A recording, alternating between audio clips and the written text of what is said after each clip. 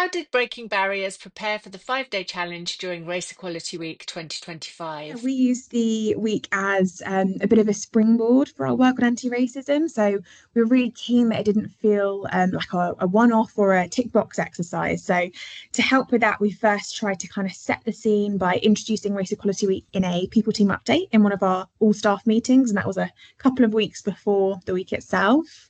The week before, we then used our monthly DEI catch-up to kind of dive a bit deeper and put some optional holds in everybody's diary, just 15-minute holds at the beginning of the day.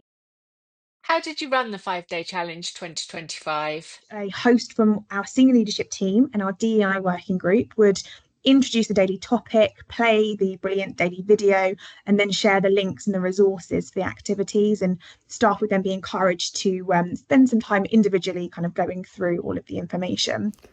How is that different to when you ran it last year in 2024?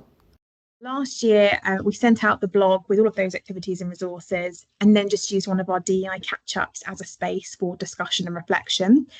We actually found that not many people on the call had had the chance to look at the resources, which made meaningful discussion at that time a little bit difficult. So completely understandable. We're a fast-paced organisation and people are busy.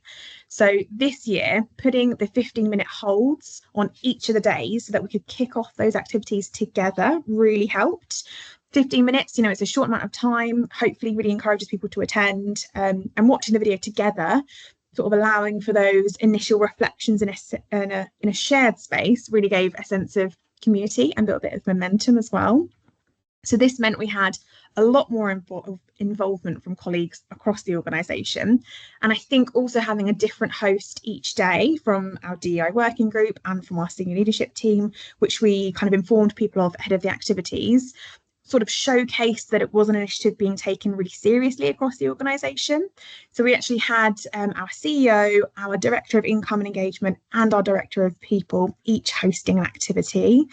We had hosts coming from a diverse range of backgrounds, meaning that there was some personal reflection from colleagues from a global majority background as well as allies, and that made those conversations feel kind of all the more meaningful. And we always try to share information in a variety of ways to acknowledge different learning styles and communication preferences.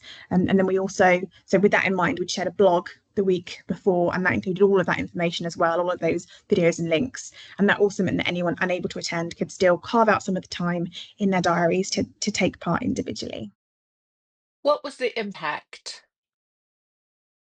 The fact that we had our CEO leading one of those activities as part of our all staff meeting meant that actually 83% of our staff attended at least one of the activities, which is really, really encouraging. We did also have a lot of kind of positive ad hoc feedback on the events and the activities, which was really nice to see. Upskilling and empowering staff through initiatives such as Race Equality Week can have that impact on staff culture, as well as things like improving productivity and hopefully retention. So we continue to measure that where we can and hope to see continued improvement.